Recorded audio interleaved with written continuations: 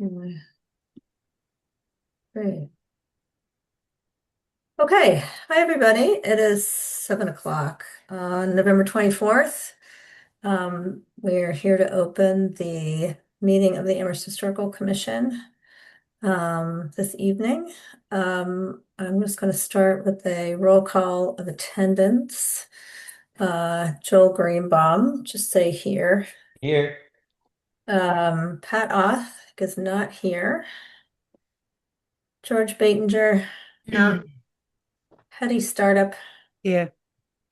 Kenzie Landsiddle is not here and I think not expected. And then Robin Fordham, I am here. So we have a quorum of 4 members, so we can go ahead and start our meeting.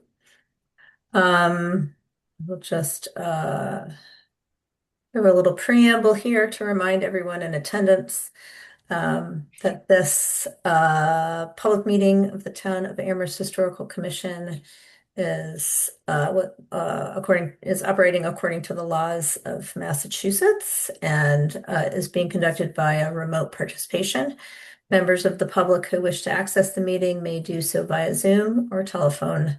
No in-person attendance of members of the public will be permitted, but every effort will be made to ensure the public can adequately access the proceedings in real time via technological means. A hyperlink to the hearing has been posted on the town's online calendar.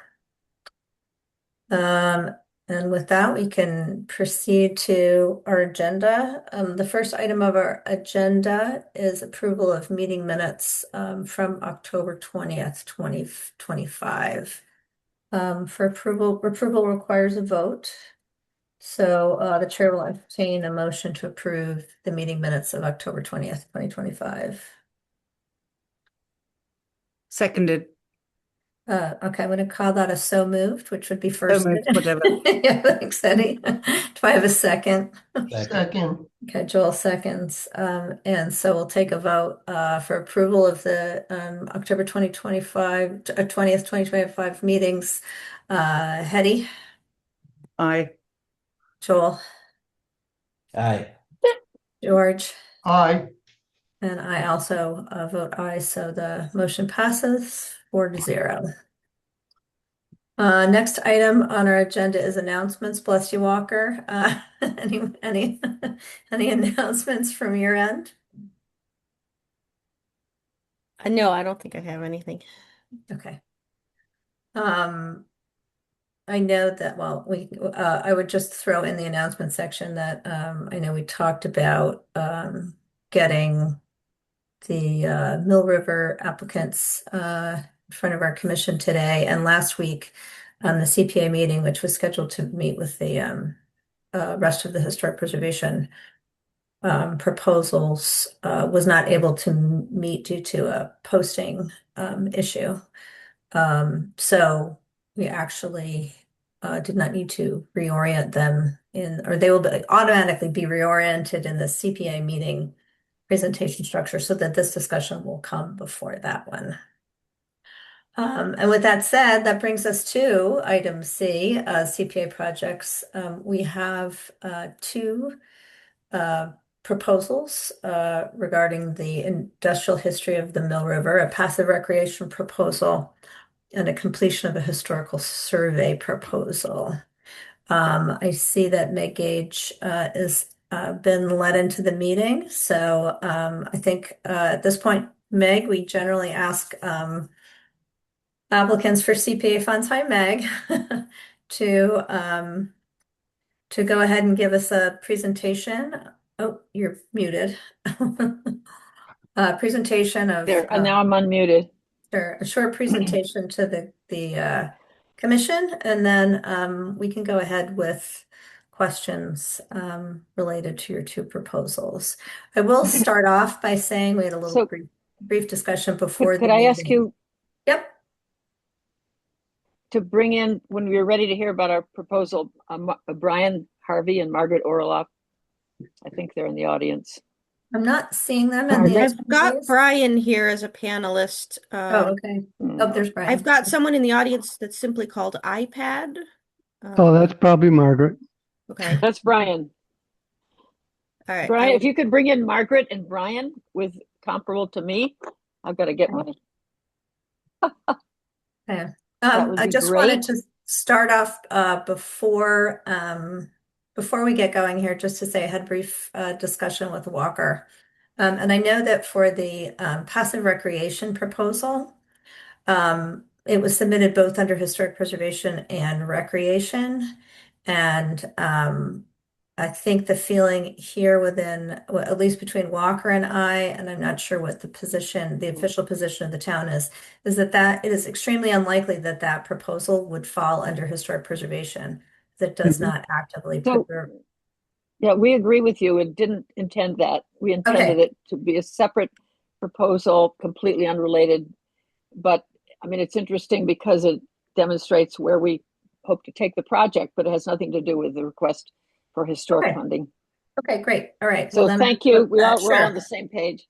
Okay, all right. So I will give you the floor and let you go ahead. so Brian, Margaret, and I are going to help give you an update on where we're doing. We've been funded twice for this project by CPA for the historical funding, and we've delivered above and beyond the deliverables in both both of the grants that we received. And it's a wonderful project to have unearthed so much more than we expected, especially in this difficult national time when we all need something positive to be thinking about. So I'm going to hand it over to Brian. I want to first introduce Margaret, who's in the middle of my screen. I don't know where she is on your screen. And she's our historian who's been extraordinary. All of us have worked hundreds of volunteer hours, unfortunately, including Margaret, but it's been very satisfying. So I'm going to introduce Margaret and introduce Brian, who will take it from here, I think. Thanks, Brian. Thanks, Margaret. Great. Hi, everybody. Thank you. Welcome. So I'm going to try to share here. Is that possible? Yes. Let me get this out of the way. Let me turn this on. Hold on. Hold on. I couldn't get it to sit I'll there just say ready. while you're doing that, DONA stands for the District 1 Neighborhood Association, the sponsor of the project, just to explain what DONA is. Great. Okay, signing off. Well, as Meg said, how we got here this is now 3 years ago. Just some of the folks up here in the neighborhood kept looking at some of the stuff that was along the river, that obviously the remains of something, and people had various stories. We wanted to look into it. Sort of a community-based project. DONA helped organize it by creating a kind of a structure for it. And then, as Meg said, we had two earlier CPA exploratory grants. One was in the FY23 cycle, one was in the FY24 cycle. In the FY24 cycle, we knew there was a lot more to be done, but we didn't know exactly what it was. So this was sort of pivotal. It's the reason that we weren't here in the FY25 cycle was because we were really trying to get our heads around what this actually consisted of, so that when we came back, we'd be able to have a good sense of where we were and what we wanted to do. Or in the 26th cycle. Well, let's see. I'm not going to try to figure out which fiscal Okay, year. yeah. There were two previous ones, and this is the new one. And then we've also raised $32,700 toward this project over the same period. And there's been a lot of interest. And I think without the CPA financing, we would not have been able to get that kind of private giving. So thanks for that. So as Meg suggested, 3 years into this, there's much more here than we ever anticipated. I'm going to give you a sense of that in a minute. And so where we now have our heads around it through the sort of research phase of this, and now we want to go forward and make what we've found available to the community. And that means two things. The one we're talking about with you tonight is completing that historical survey that will allow the incredible amount of information we've been able to uncover about this area and its history to be available not only to our project, but to the entire community, school curricula, people want to come along and do follow-up projects. And that's what we're talking about here. And then the other one is one of the opportunities for that is the website and the trail project, which we have as a passive recreation proposal. So in a sense, this is the same, only more so, much more so. If you think about this, here's where we began, right? See these green boxes? This is what the first CPA grant allowed us to look into.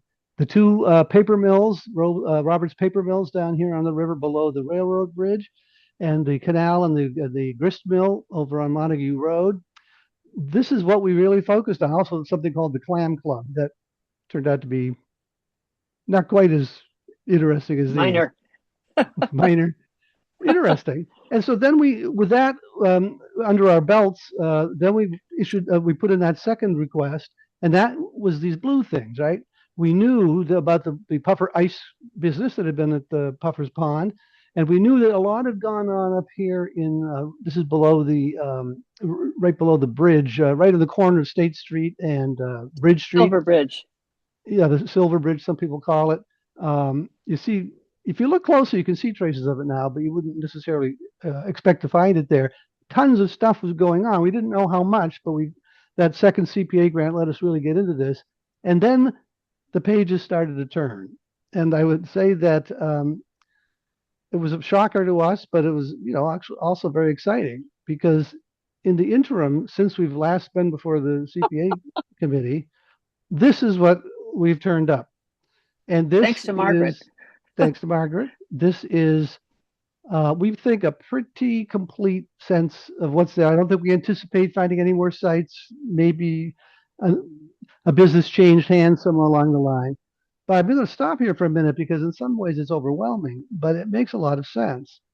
It extends all the way down. If you look on the bottom left, this is an area called Westville, which I'd never heard of, but actually most people never heard of. It's right on Meadow Street, just before you get to the 116 bypass. And this was the site of a textile mill, a paper mill, and then a long-standing woodworking and planing mill, no trace of which currently exists. And the other end, way up here, if you go out on East Leverett Road, you go across the bridge, you go out East Leverett Road, and there's a place where the river sort of comes back in to the road. There's a rickety bridge across. We believe that was the site of what was called the old Cushman paper mill.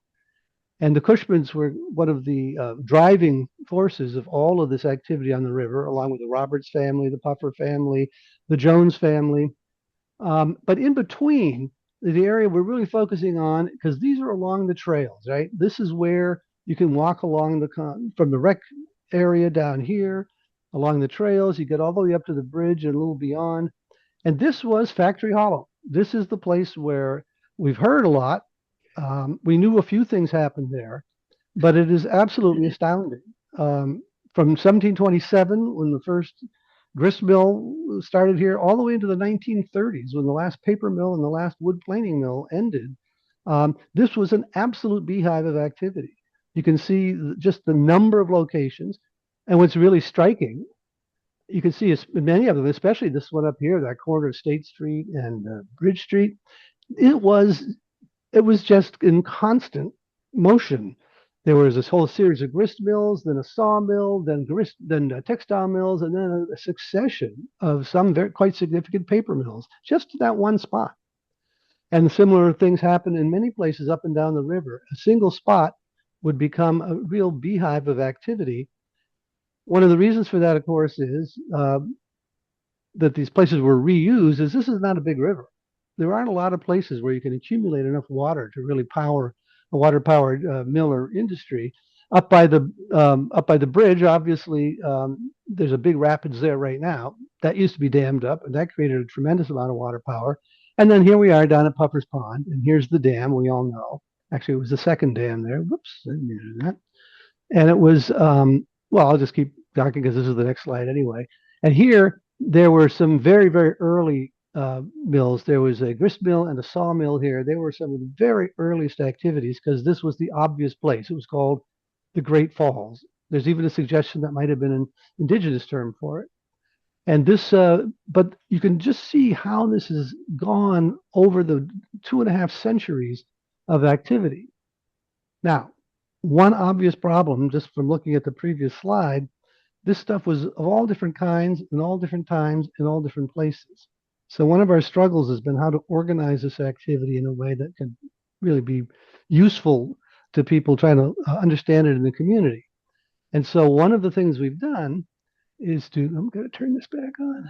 One of the things we've done, and this became very clear after a while, was instead of looking at it like that, You can look at it like this. I'm going to stop here for a minute so you can kind of get the picture here. Across the top are years from 1725 out to the mid 1940s. And there's two sort of stripes of activity.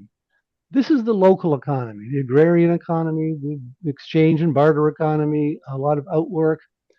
And this was, the grist mills, the sawmills, the blacksmith shops, and eventually the ice business.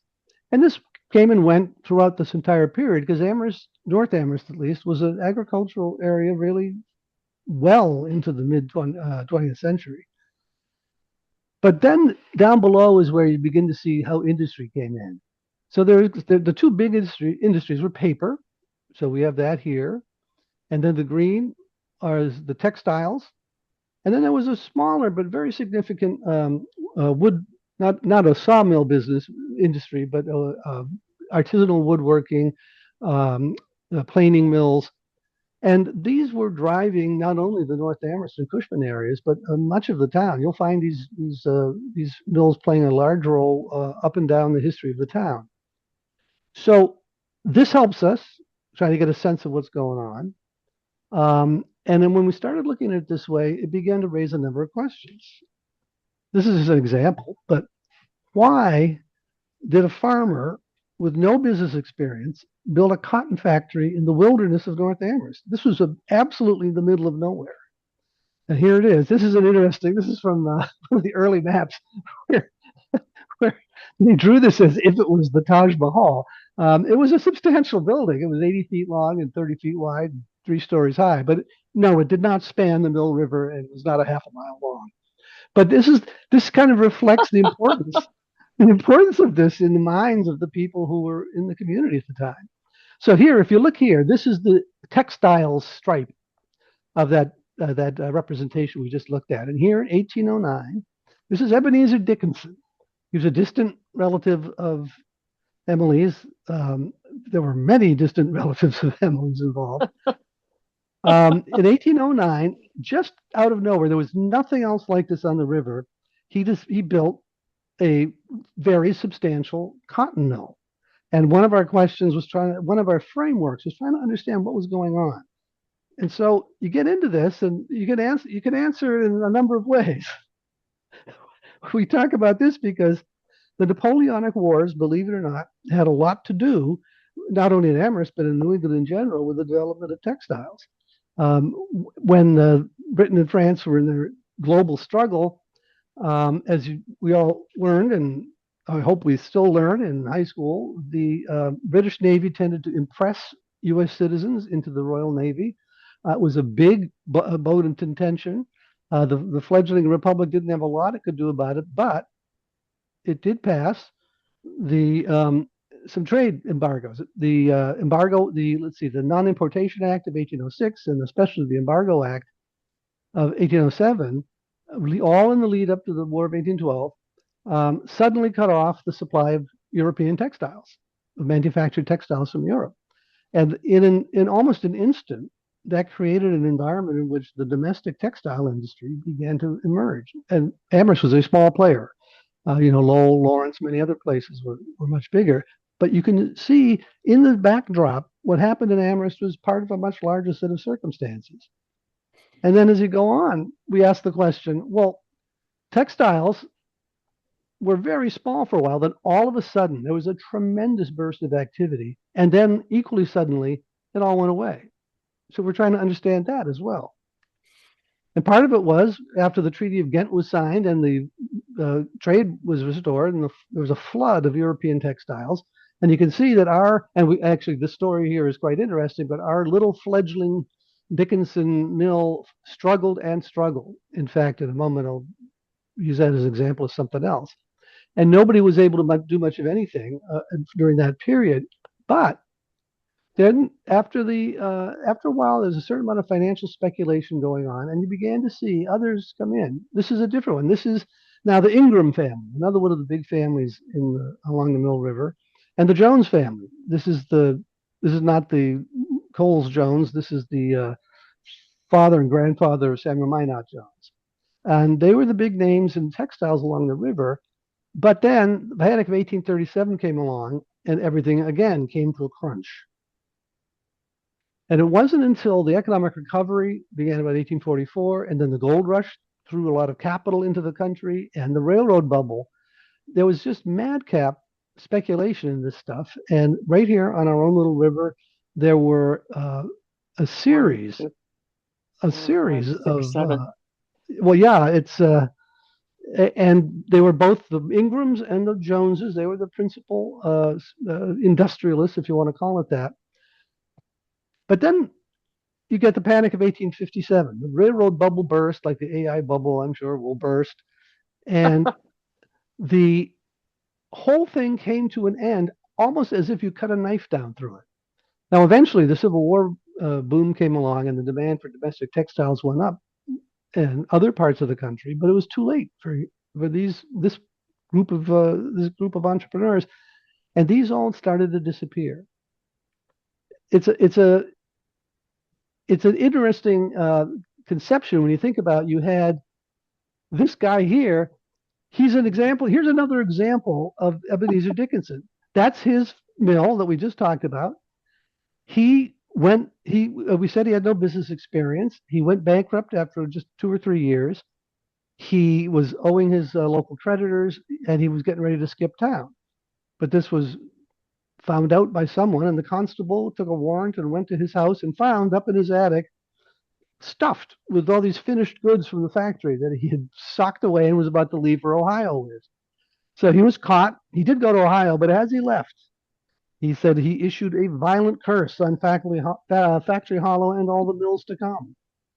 Very interesting. Do we believe any of this? Who knows? But in the ensuing years, whether it was because of Ebenezer's curse or not, a formative factor or deformative factor in the valley here, the river valley here, was the burning of the mills. And one flood. Lots of fires in one flood. That one flood wiped out the Leonard Hills hat factory, which was an extension of the downtown operation that was built on the river. And this is a fascinating story, not only because of all the different interplays and the factors that led to the development and the changes in ownership. A lot of these factories changed hands 2, 3, and 4 times. But at the end of the day, in the textile slice of industry there, they mostly came to a fiery end. So we've been telling the story. There's many more as we could do, but I know we have limited time. We've been going around telling the story as much as we can as a sort of work in progress, based on the history we were able to do from the original investments. And we have found that the community is just incredibly interested. We did a little progress report on this back in the spring in the Amherst Current, and a similar piece in the Indy that hundreds of people read. Then we did one of the Amherst Historical Society history bites and filled the Bang Center room that they use. Another couple of hundred people have watched the video.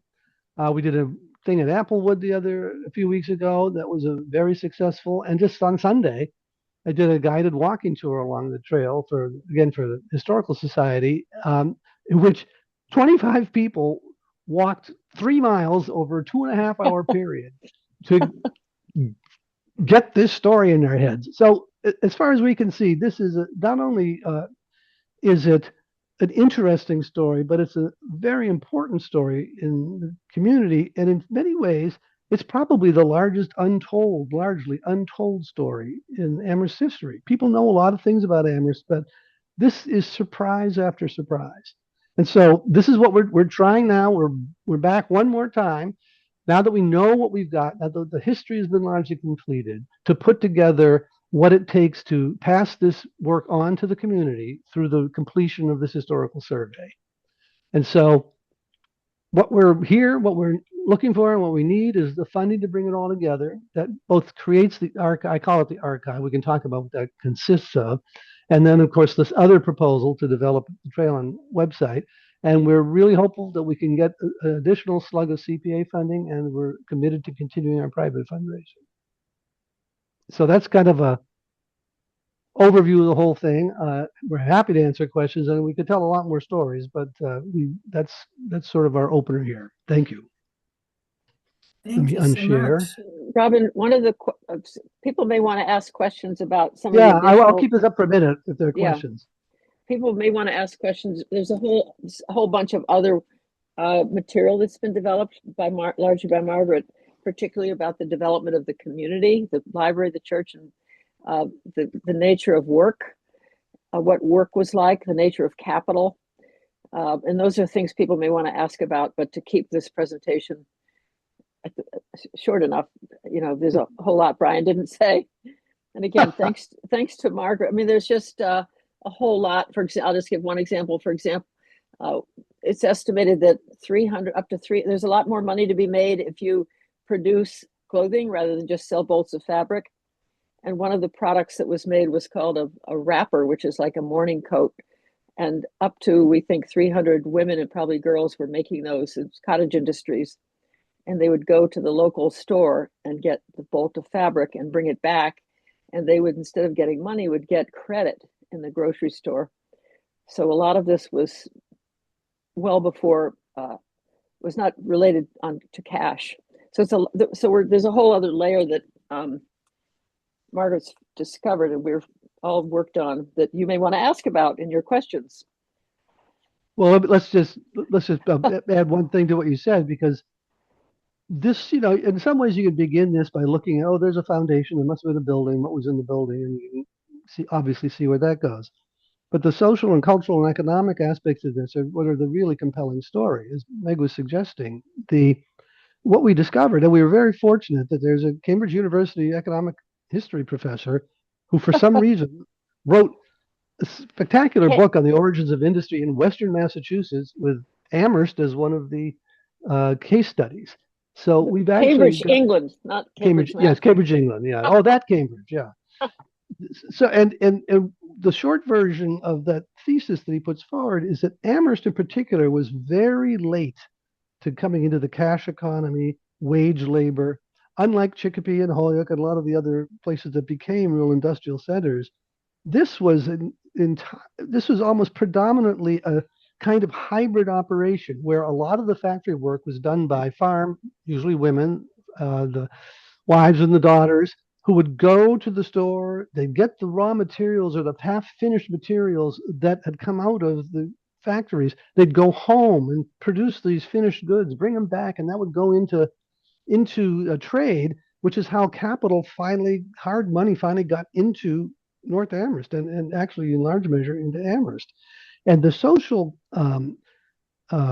features and consequences of that, not only it did bring some money into the farm economy that would not otherwise have been there, but of course it was pretty exploitative because the women were doing this work at wholesale and getting paid in store credit, which they had to use for retail.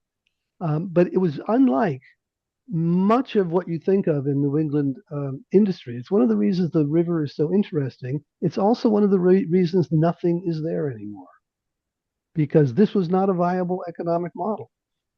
We couldn't compete with Holyoke and Chicopee. We weren't producing high quality goods to export. And so in North Amherst, all of this activity came and then it all went away. And there's another part of it. I don't want to keep this too long, but a community developed around North Amherst. We had the first library in town, built in 1892. We had one of the early churches, the Congregational Church, was built in 1824, I believe, and was very much the hub of Amherst Abolition Society. We have, so it became a real village center, which it still is today. But the Bates store on the corner was the store. Anyway. Well, the Bates store is very interesting because it's in a way a response to the transition from barter economy to cash economy. It was a cooperative store. It was part of a cooperative movement very, very early. Most cooperative movements are post-Civil War, but this was pre-Civil War.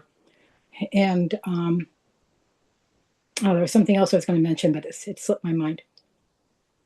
Margaret, was it the relationship between the mill owners in the community, which is another really interesting aspect? This isn't like you go through Thorndike and you see all the mills and there's the manor house up on the hill. That was not what happened here. The scale of the activity wasn't so great, and the mill owners were really part of the community. They tended to be the abolitionists and the people helping them running the Lyceum and um, the sort of pillars of the community, but in a way in which there was much less of this class distinction than you saw in many of the other New England industrial communities. Quite interesting. Yeah, very much so. So textile being a little bit of an outlier, Thomas Jones had a really nice house in Amherst. Okay. The Cushmans, the Roberts, the Ingrams, they all had farmhouses or houses very much like their neighbors. And as you say, they ran or were very important in the organizations that were coalescing as the community coalesced. And of course, they're part of creating that community because more people are moving to the center because you had to be within walking distance of your work. So as more mills are built, more people are building homes close to the mills. Mm. So I want to, this has been such a fascinating and excellent presentation. And I want to steer the discussion a little bit away from the particulars of the history and toward the budget and the ask for the hmm project. Yep. And I'm going to start off by saying that, I mean, Meg is familiar with this, and that, when this project first came, we struggle a little bit under CPA, a historic preservation project is supposed to acquire, preserve, restore, or rehabilitate.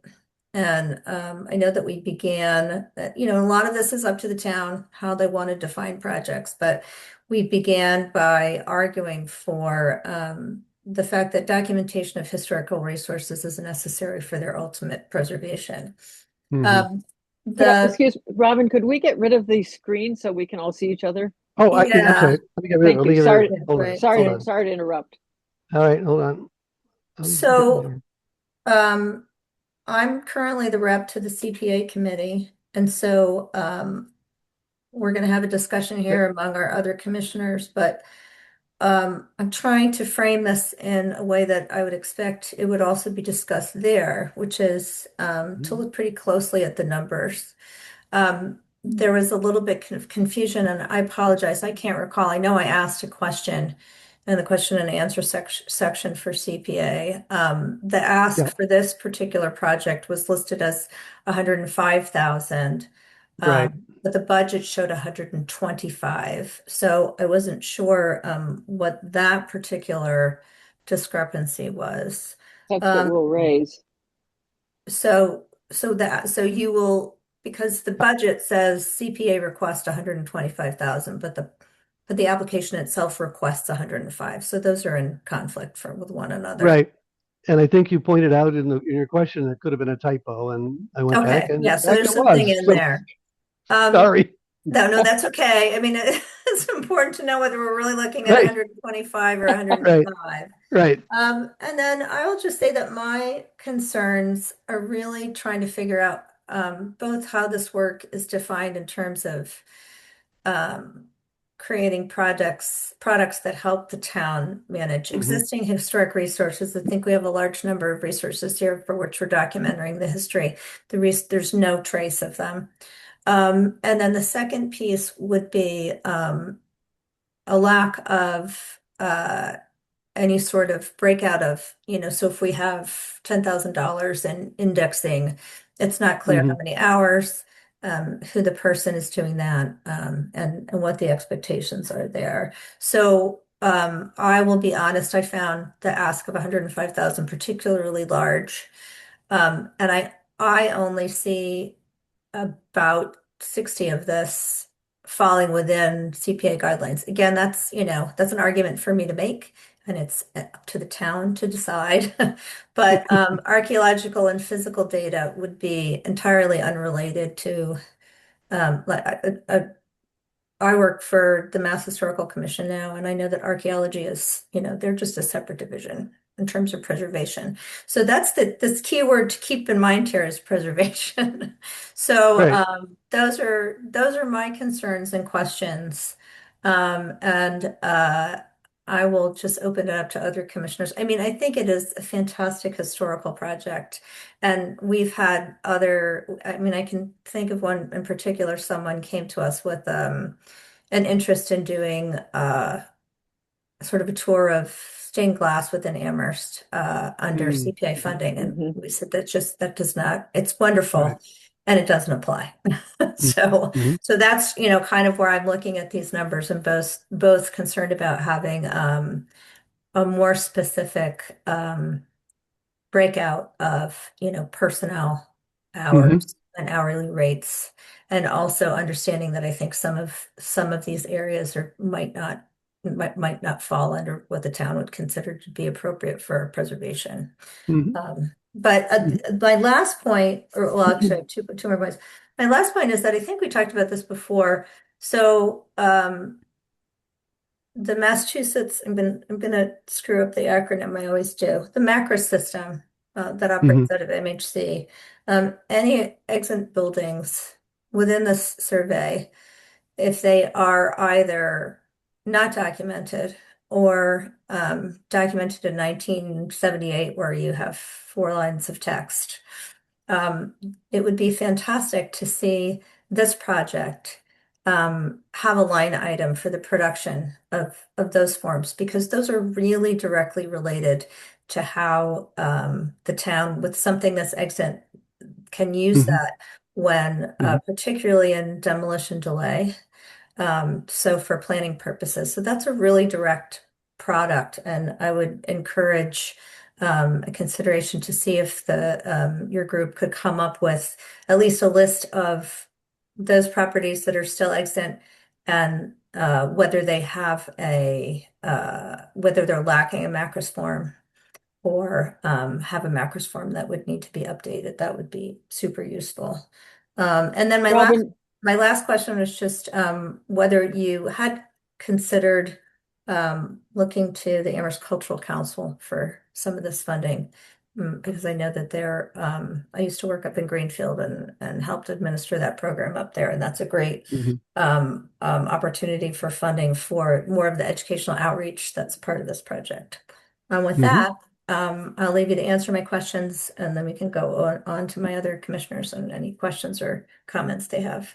Well, Well, I was going to ask Robin if you had a chance to see the responses we put to your questions, because they're terrific questions. We sent Oh, them. thank you. And I did, and now they've just, I Yeah, didn't I do them understand. before. because But we but wrote, no, but I apologize for having to make you repeat them, but my fellow commissioners no, that's haven't good. seen them, so. Good. but No, we wrote extensive responses. We could send them to you again. no. I think I mean, you, if you you got could them right. summarize for Yeah, yeah, yeah, summarize for, but yeah, go ahead, go ahead. yeah. No, it's. I mean, the macros point, absolutely. yeah. We just need to. We're doing this a little bit from the outside. We don't know exactly how to phrase some of this stuff, but that would be, in our mind, an ideal use of some of this data. And all we need to do is be pointed in the direction of how that works. So yeah. Another related question was, where is this all going to be, right? How's it going to show up? And we've had great conversations with Catherine down at the Jones Special Collections, and I'm sure you're all familiar with Digital Amherst, and they're very excited about having this be a new feature in Digital Amherst, because it's exactly the kind of platform that we would need to have. And the question you had about whatever the standards that would be used, that they've got that figured out, because they're part of that. I can't remember the name of it, but there's Yeah, it'll come to me in someday. but In terms of the budget, yeah, we're part of this is that, having handled this material now for 3 years, we've kind of begun to get some experience with it, and so as we look at the hours involved here, about 2/3 of it we think is what's going to be needed to physically take the stuff we've uncovered, right, and put it into, not just to digitize it, but to put it into a form that's indexed, that people would be able to find going forward. And I think, Margaret can give you a lot of excellent examples yeah, of where did physically what Margaret that looks go? like. Yeah. Margaret disappeared again. One of the things Yeah, about this isn't related to, if she comes back, we should ask her to chip in here. Are you there, Margaret? This has nothing to do with the funding we're talking about with you, but just so you know, our idea is that this would be dynamic going into the future.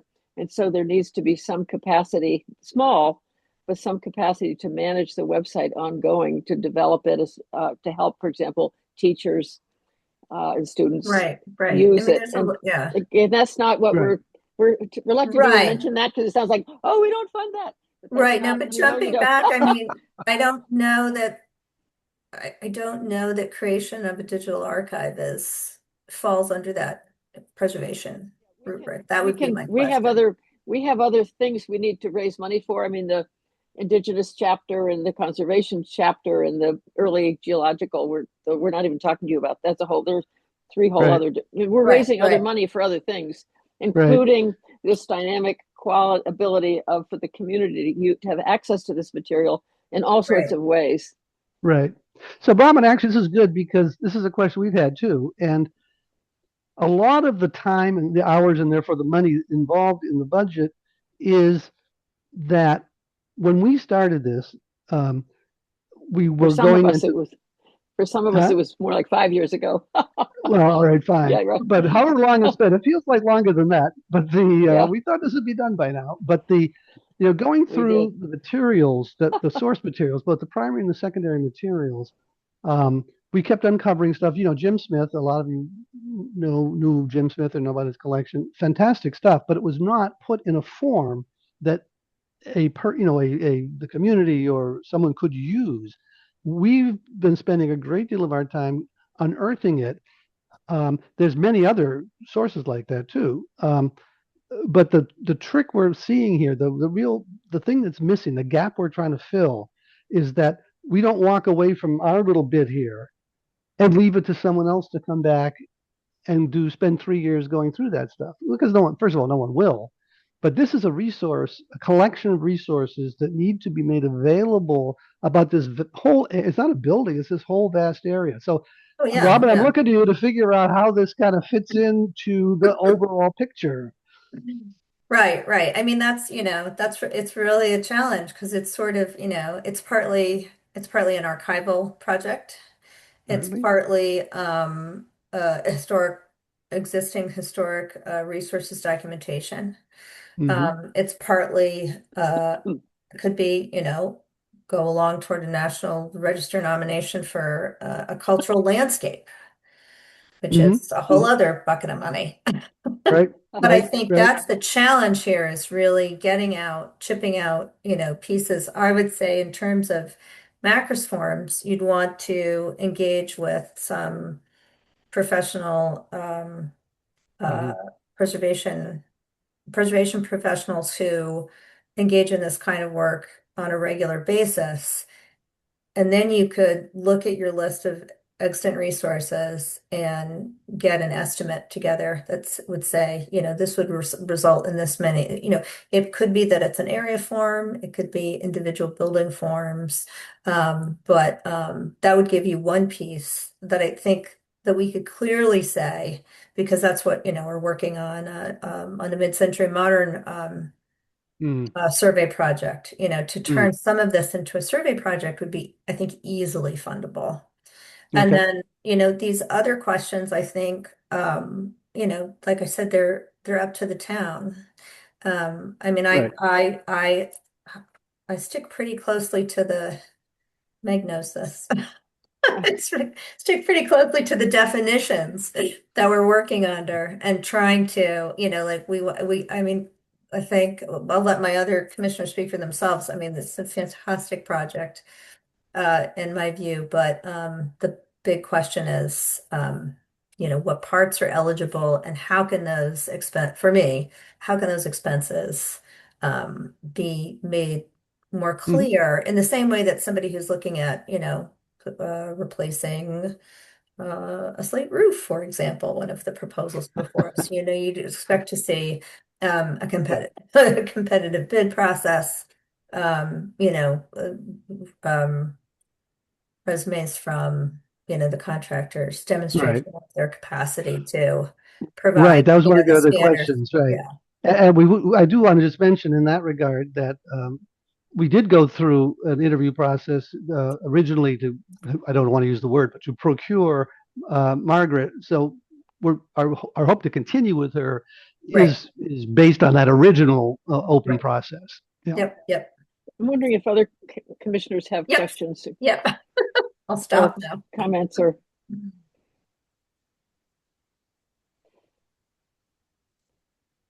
Joel? Joel, go ahead. I'd like to thank you for your presentation today, and also thank you for all your hard work. This is an incredible research result that you've put together, and I'd like to see it cross the finish line. So, but obviously there's challenges as Robin described. So, I think maybe we can just start by breaking down your budget and see what applies to us, you know. Mhm. I'm not saying anything new that you haven't heard already tonight, but mostly it's fascinating. It's fascinating, and I think that it's very important to the town to have this. So I'd like to see it get completed. Thank you. And in respect to that, I think the first two that were funded, it's basically the same project at a smaller scale. And the theory there, I think, is the same one. And again, we're looking to you to help us sort through that. But it's the survey, it's the historical survey, which is what we're trying to get to in this particular context. So I don't know if that makes sense to you guys, but that's kind of the way we've been approaching it. Amherst had such an interesting industrial past, but you don't hear about it that much anymore. Nope. And to have all this new history is very interesting. Yeah. So, Eddie, George, do you have any questions or comments?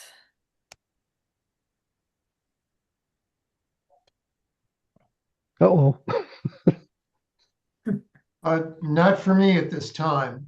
One of the things that just was kind of clicking in my mind is that, yeah, Amherst, so they had all the locals basically got together to solve their problems in this area so we wouldn't have to deal with the rest of the world. And I find that interesting in that, we stayed an agricultural community, or at least the area did around here. But also we were then chosen by the Commonwealth to have the flagship agricultural university, sort of in the middle of this time, or very near the end of this time Good period. point. Yeah. That sort of feeds into it too. And I think maybe, mentioning that and kind of fusing that into your project, Mhm. a way of getting other funding, Yeah. because, it would show at a much broader level, at a state level, that, or a Commonwealth level, that, why this sort of thing is important. Yeah, that's great.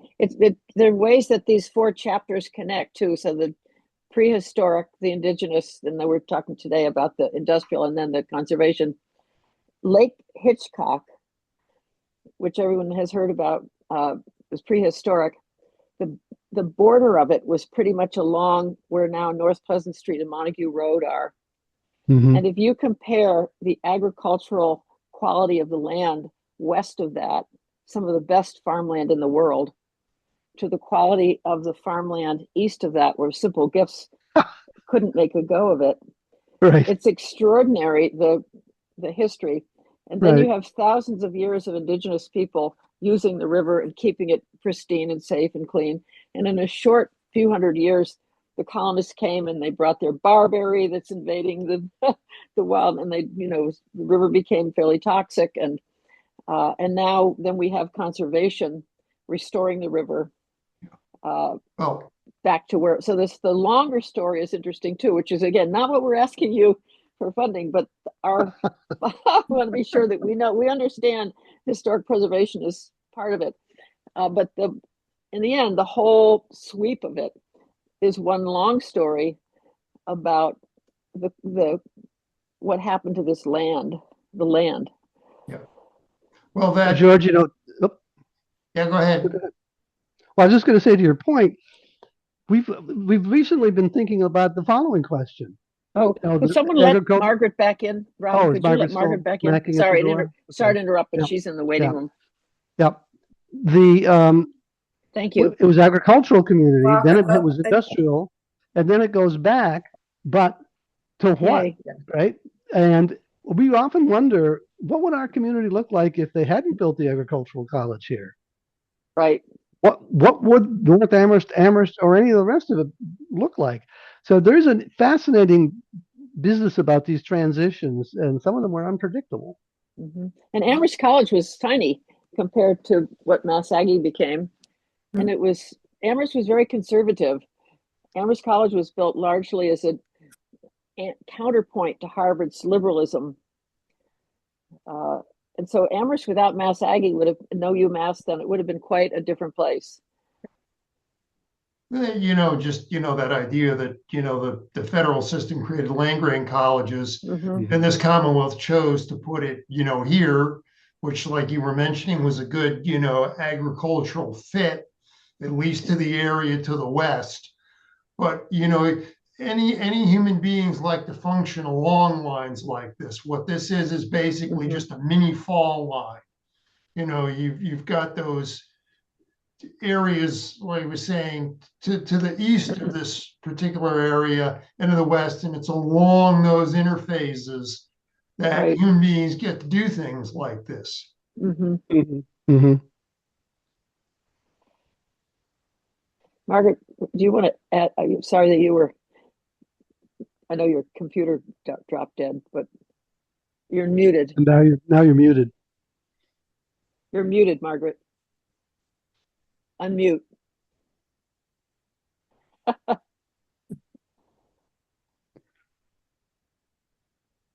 Okay, am I unmuted? You are. Okay, excellent. Yeah, so sorry, my tablet did not charge and just suddenly died on me. So I'm back on my phone. So when I left, the question was Macris. I'm sure you've moved way on since then. But we could kind of circle back to that. Talk about Macris, yeah. Yeah, I have a National Register background, and we can add a great deal to a number of the buildings in the historic districts of Cushman and North Amherst. Mm-hmm. So that's a definite contribution that we can make.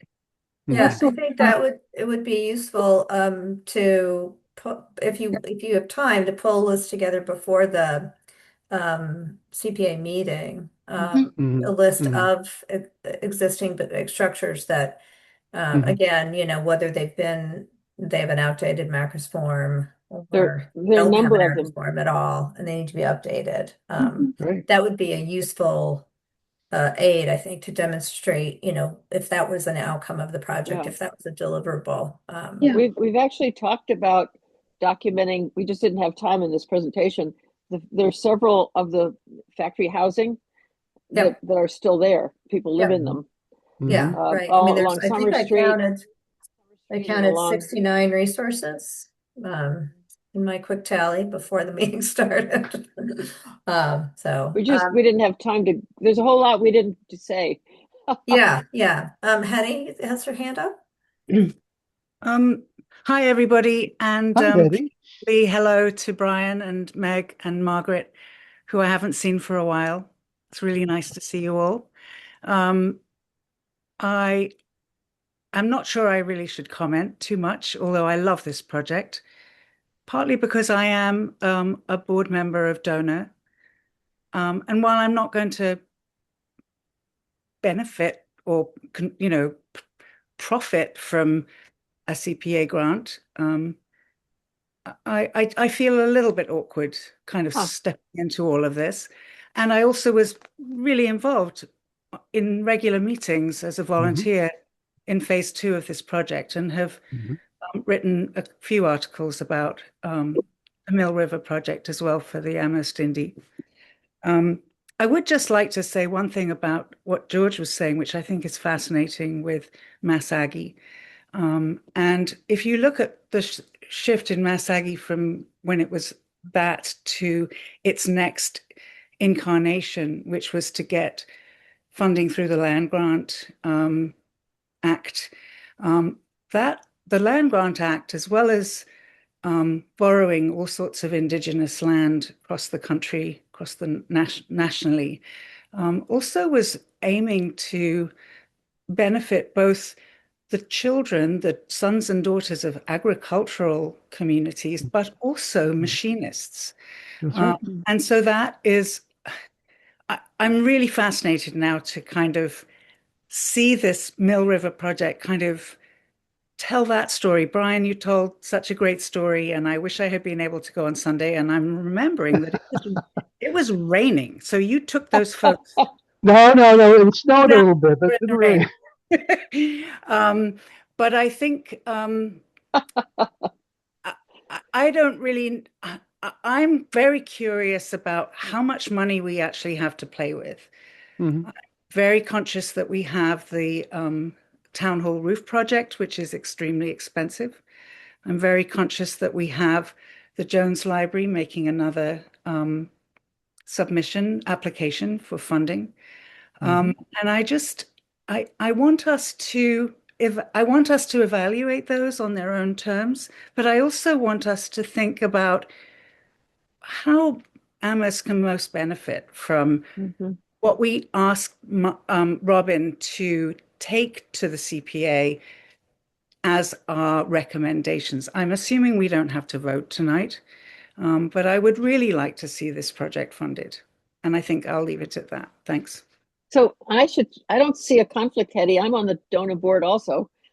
Yeah, I Yeah, think but the you're- disclosure And is, it yeah. seems to me that people who love history Yeah. may have Robin's come to some meetings, Jane Wall's come to some of our meetings. I mean, people who are interested in history, it doesn't make it a conflict. It makes it sort of in your Yeah, it just seems disclosure is entirely sufficient, Eddie. yeah, disclosure, but not Right. Disclosure, just the yeah, fact I mean, that I'm on the Right. board of DONA, and that's why this project, the tax exemption comes from that organization. Yeah, from the CPA rep standpoint, I would say that when you come to present and answer questions at the next meeting or whenever it is they've rescheduled you for, because we're a little bit off schedule, I Right. think that pretty much all projects who come before us, get asked, what do you need this minute, right? To Right. to keep Right. the project going. We ask a question of urgency. Pretty much everybody will say that their project is urgent. Not everybody, but think about how you might take that budget and break it into pieces. If you can't be fully funded, or if Mhm. areas of it are not considered fundable, this is a particularly hard year. I want to say there's $6 million in requests. I mean, it is a phenomenal amount. I mean, some of them are things that would be bonded over time, but there will be, I think, a lot of interest in trying to figure out for each project what's the minimum that you can work with right now? What's So the yeah, absolute necessity for it to happen Yeah. this year? So And if this particular ask could be broken into pieces that you could maintain momentum, which you've described Yes. as one of your issues, while doing, smaller sections at a time.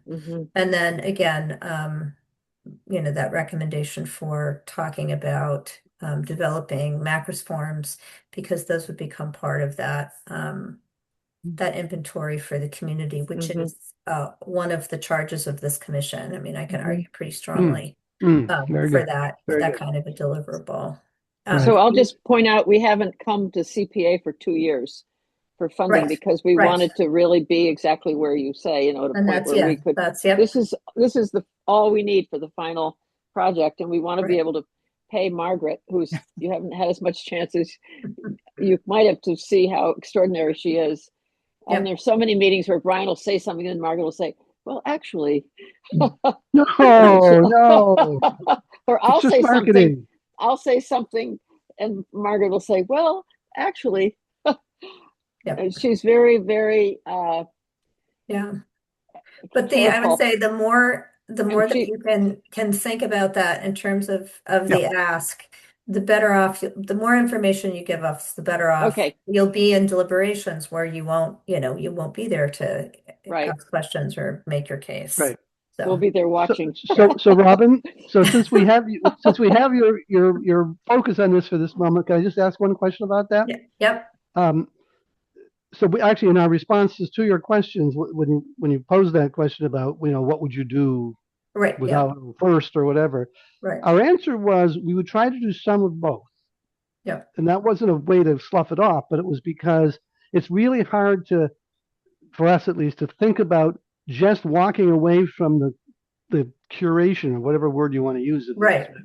But at the same time, we are desperate to start getting this material into the public, into hands, and that's the other grant. But I think something like that, we would look to see how could we make some kind of meaningful progress so that at the end of the day, it's not still waiting for the end, but it's also not ignoring the present. That's the way I look at it. Does that make any sense? Yeah, I think so. Yeah. Okay. That's great. And we have a lot of other, as I've said, other money to raise for the indigenous Mhm. part, the prehistoric, and the conservation, although it won't be anywhere near the scale of this, we hope. Oh, no. We have some other time we can tell you what our plans are for that. But this is the one area where we're doing really original work. And this Jim Smith did a lot, and those boxes are sitting there. His widow said to me that she's taken her grandchildren to the special collections to look at the boxes, not to open them up, but just to look at these many, many, many, many boxes of historical information, so they can realize how great their grandfather was. So she's, of course, 89 and thriving, very excited that we're going to take this material that he laboriously developed, and there are other historians as well. Yep. To turn it into something that people will have access to from their studies. They'll be able to go click, and Yep. And kids will be able to. I used to teach U.S. history at Amherst High, and everybody had to write a original research paper, and I got so many papers about the hat factory. I can't. Yeah, well, I really hope that the teachers will get some interesting papers about the cotton industry in North Amherst, or the sawmills. The first mills were all about agriculture. They were grist mills and sawmills. Mhm. It's very interesting. Margaret, were you going to say something? No. Oh, sorry. Okay. I thought you started to say something. This I has hate to been tell you so this, but wonderful. Oh, go ahead, you're not Margaret. coming through on my phone. I was nodding because you were talking about the early mills being grist mills and sawmills, but I'm having difficulty following the conversation, Yeah. to be honest. So Yeah. I'll keep trying. Okay.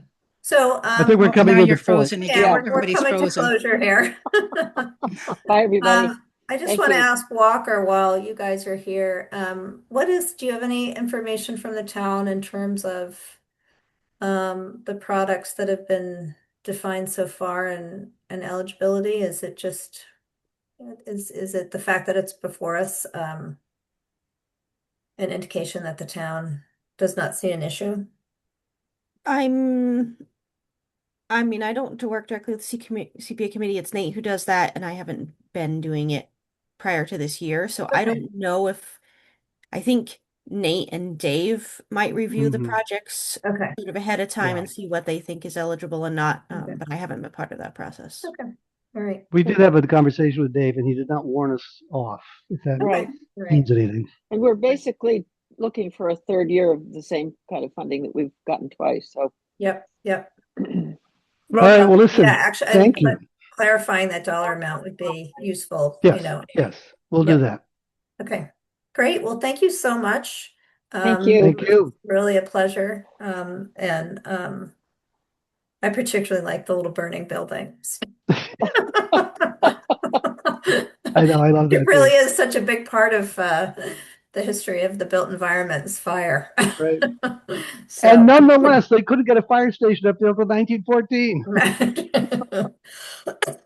so thank you, and I'll see some of you at the CPA committee, and Great. appreciate Thank you. your time.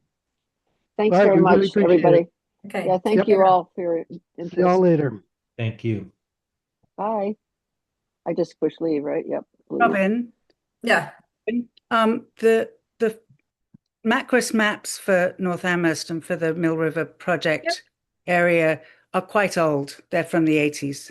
And so they're Yeah, what is documented? definitely, Yeah. I would advocate for them to be updated with the kind Oh, of absolutely. research I that mean, yeah, Margaret. and I mean, we can discuss that here. I mean, I don't know how folks feel here about making, uh, I mean, I would like to make it a requirement of the funding because it's the most direct product uh, that serves the mission of this commission, which is to help to update and expand the community's inventory, and that is the official record. So that's why I was advocating for them to pull a list together of the resources that are still existing. Then you can make a real argument. Those forms, they take time, and you could, really make an argument and spell out a detailed cost for that piece. So does that seem, I think I would love for you guys just to tell me briefly now what you want me to represent. I mean, I have my own opinions from what you want as a commission to represent. I mean, it seems like we're all really strongly in favor of this project where the funding is appropriate within the CPA. That'd be an accurate statement. Yes, it would. Yes. Okay. All right. I'm getting nods. Got a nod from you, Joel. Yeah. Okay. Okay. All right. Good. Good. Any other questions, comments, thoughts? Nope. Okay. So the next item on our agenda is the Local Historic District Commission Preliminary Study Report for East Amherst Local Historic District. I'm hoping folks got a chance to review that. I was talking to Walker. I mean, this is, the purpose of the report being supplied to us is for us to be able to make comment. My only comment or question, because I'm not familiar enough at this point, is what the impact is on non-historic buildings within a local historic district. Do they still have to meet the standard for certificate of appropriateness? That wasn't something that was clear to me. So every building in the district is subject to review, but the standard is different for non-historic buildings. They're not expected to become more historic or to match the historic value of the buildings around them. But the idea is to prevent alterations that would negatively impact the historic setting or the buildings around them. So basically, what that boils down to is buildings are generally expected to remain basically the same as they are now. But there's leeway for presenting more modern additions or improvements on some of the less historic buildings if they're considered attractive. It's like a design review process in some Okay. ways. Okay. Other commissioners' thoughts?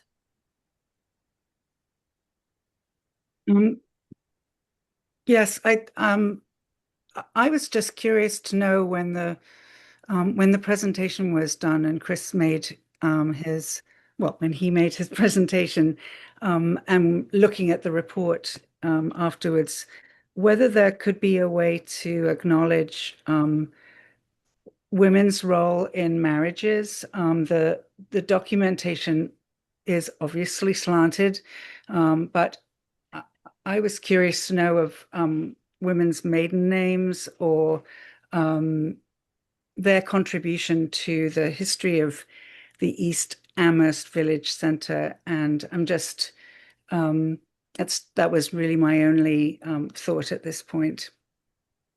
Okay, yeah, I can definitely pass that along. Yeah, adding wives' names if they're resident at the time of the construction of a house is sort of a newer mechanism to bring women in. So instead of, the John Adams house, it's the John and Sarah Adams house, sort of it being the home of two people, not just one. So that's one piece. Yeah. other thoughts or questions? Joel and George, what did you think of the report? This is kind of new to you. It was a great report, and it's very important. There are a lot of old and nice houses that need to be preserved and taken care of. Yeah, it's nice. It's good.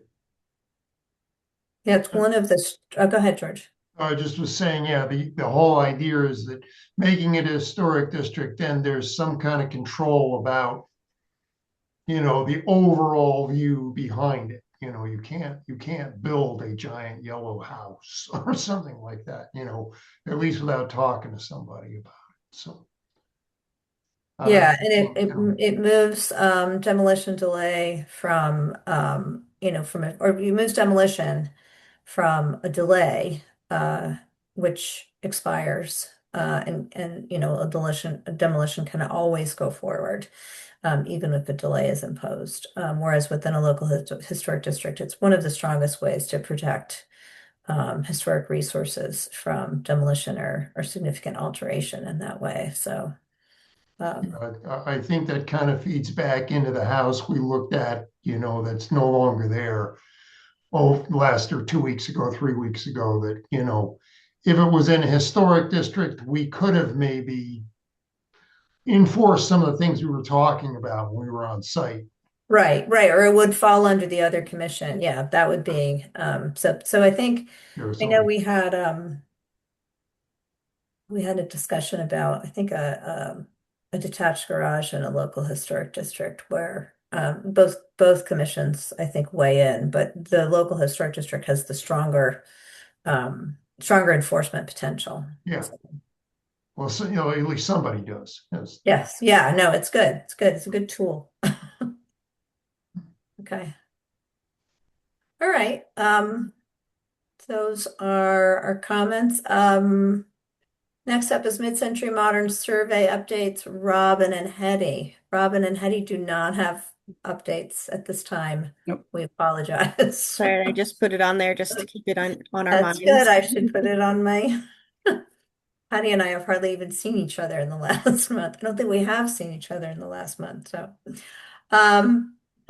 next agenda item is the Barn Preservation Funds updates. Do you have updates for us, Walker? Sort of. That's another one I kind of put on because I didn't want it to just fall by the wayside. We Yep. had a bunch of applications, but only one person has so far followed through and actually requested funds. Okay. And some of the people I contacted never got back to me. Some of them said they were interested, but haven't got back to me since then. So, and I don't want to like lose out on the money or have the program not be used. So I guess if any of you have any thoughts on maybe marketing it a little more, talking to more people, or how we could make sure that people So are we have aware. one applicant who has requested funds. We have one applicant who got reimbursed. Yeah, we got a Who bunch of, was reimbursed. yeah, we got, I think 7 people applied, and Okay. only one person applied for reimbursement after the fact. They had Okay. actually already done the work by the time they applied. They were really into it. Oh, okay, great. And then I had one applicant who specifically wanted actual funds to actually do work on the barn, which Oh, okay, I which tell her is she couldn't use this program. CPA. That's what I told her too, but it really was If a it's very preservation. very Okay. small project. And it wasn't really preservation. I don't know if it would have Oh, been okay. the effort. Okay, all right. Well, if we have one applicant that has been reimbursed, is there a way to publicize that as a way of letting people know? I mean, Maybe. that might You be. know, taking a leaf out of Brian Harvey's book, I think we could do a History Bites talk and maybe bring that person who was a successful applicant for the barn program to the meeting. And Walker, if you could join us, and whether hopefully the Amherst Historical Society would be willing to give us a platform to explain the barn project more widely, because I think it has been mentioned, but it needs to get out there more. Yeah, I yeah. mean, I can reach out to them and see if they're interested in participating at all. Okay. Is there Well, I mean, I don't know if this is too direct, but this is something that could be written up. Yeah, I mean, I think I mean, I could write it up for the Indie or for the Amos Current. I think they'd both be interested in publishing a piece about the project. And, it behoves us to do that. Right. So I think given that we aren't seeing a lot of follow through and we know there's a lot of need, and we also know that there are people who are doing work anyway. Mhm. A good example would be the people who own the Black Walnut Inn in North Amherst, where Yeah. they're taking care of their barn and they've actually lit the lantern, which is a beautiful sight at night. And they've done a lot of repairs and repainting to that structure. Very commendable project. But they weren't. They just wanted to obviously get started when the new owners arrived there, rather than just have survey work done. So I think just getting the word out would be really helpful at this stage. Yeah. Um, yeah. Well, I'm trying to remember, did we do some sort of mailing or direct? we did Wasn't there a direct postcard? mail. Yeah, we Yeah. sent postcards to Oh, everybody. that's right. Yep, I remember. Ones that we had on the list. Hetty, Yep. can you send me the information about that meeting? Like what times or You mean the History Bites thing? yeah, Yeah, sure. thank you. Okay. I could potentially make a story map for it like I did with the historic district. To especially if you wrote something up, Hetty, to link to it so people could Mm, follow that's a along lovely idea. with I that. love that map. That was great. Thank you. Great. Um, okay, that's that item. We've come to public comment. I see we have one attendee in the audience. If there's anyone in the public who would like to make a comment at this time, they should raise their hand and they will be recognized.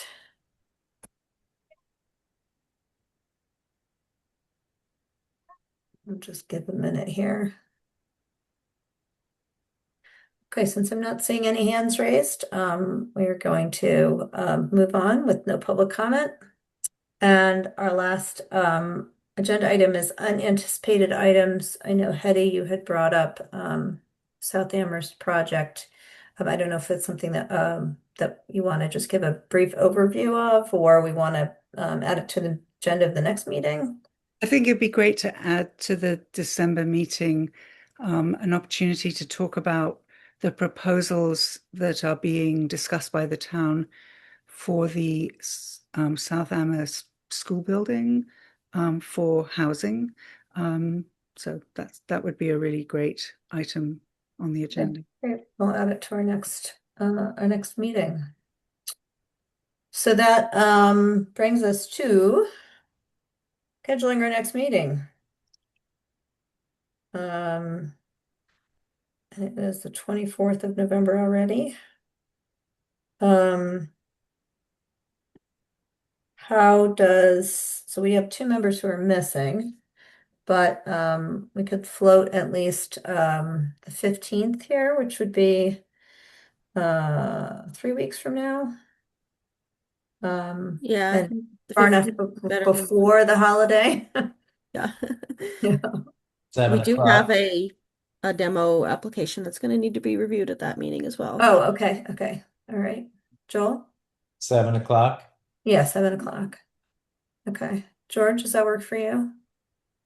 Okay, Hetty? Yes, it's a little bit tight. I have another meeting directly before it, but yeah, can make it work. Okay, all right. So we will put that on our calendars. Walker, do you want to just send an email out to Kenzie and Pat to see if they're available that date? Yeah. And we have the four of us, so We we'd might have a have to forum. meet that day anyway to get the hearing. Oh, well, there you go. But Yeah. I'll email them anyway and just Okay, yeah, and then just send the calendar invite for the meeting. That's really useful. yeah. Appreciate that. Okay, Okay. great. Can we All adjourn? right. Can we adjourn? Can I make a motion that we adjourn? I don't even think we need a motion. Okay, good. Thanks, Bye, everybody. everybody. This was Thank fun. you. Okay, we'll see you next month, Eddie. Take Thanks, care. everybody. Bye. Night. All right, take care.